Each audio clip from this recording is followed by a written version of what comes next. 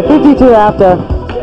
So that is the problem that this country has. The problem that this country has is that the Treasury has been emptied and given to Dick Cheney, pretty much, and his friends and his supporters and people who have, good connections to Dick Cheney, to Halliburton, to contracting, and even got included in the subcontracting, and those subcontractors contacted their friends and said, okay, I'll give you, all at the expense of the American people, whether or not you were dying for a glass of water in Katrina, in the sweltering heat on the roof of the house, or whether you're in Iraq and you're eating contaminated food and drinking contaminated water.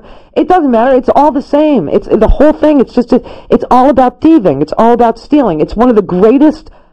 I mean, it's the heist of more than the century. It is more than knocking over a casino. Ocean's 12, Ocean's 30, all of those Oceans movies. I love Clooney, so I love those movies. It's bigger and badder than knocking over 10 casinos in a night. This is knocking over the U.S. Treasury. Knocking over the U.S. Treasury and stealing our money. Our money. With no bid, non-competitive contracts while you're screaming, the free market. The free market. Competition is what works. And somehow feeling like you're some sort of a fool because you can't figure out how to make $1 billion and other people seem to be able to. That's because they're psychopaths who are willing to kill people and have people die on their behalf to make their billions. That's why people are able to make, off of one contract, $67 billion, $100 billion, whatever the psycho numbers are that we can't even comprehend. It's because they're willing to do things that you are not willing to do. You are not, these CEOs that make $1 billion, it's because they're willing to do disgusting, dirty things like stand back, know about murder of U.S. troops, or know about murder of U.S. citizens, or knowing about negligent homicide of U.S. citizens in Katrina, and just laugh and say, that's what I need that because that's going to give me, taxpayer dollars. And that is not who we are, and we should not be letting any of them get away with it. And the most important piece of information that you should have today, firmly in your head, is that the president can't invoke executive privilege if there's a criminal investigation. Executive privilege is not a law, it is a principle. And it simply says that the president should be able to have his conversations without Congress picking them apart, so that he needs to have them in private. That principle gets trumped when a law is clearly broken.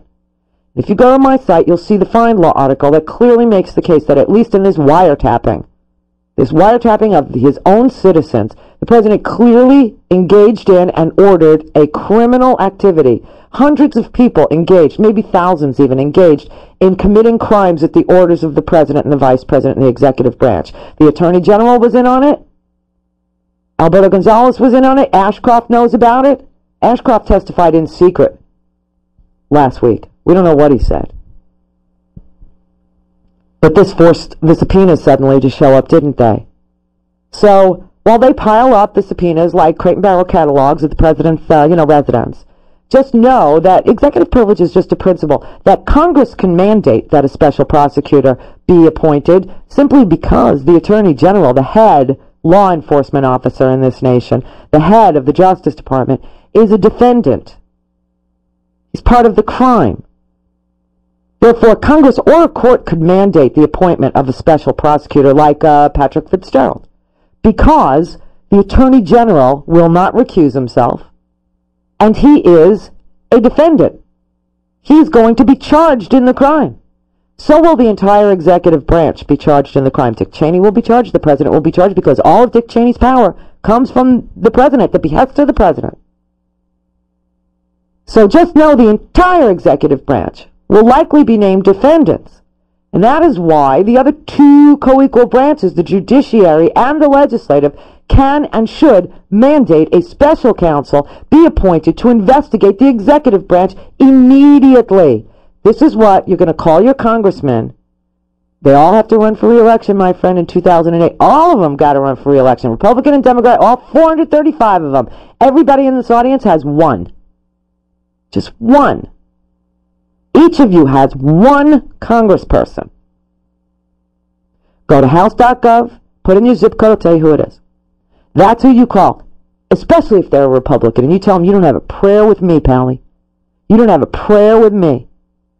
The free market ain't working. The vice president is stealing. The president is covering up, wiretapping his own citizens to cover up every single clue that he might get. This group over here is going to get hip to the Halliburton. This group over here is getting hip to the war. This group over here is getting hip to the recruitment. Just call them and tell them you want a special prosecutor appointed now. You're listening to the Randi Rhodes Show. This is Air America Radio.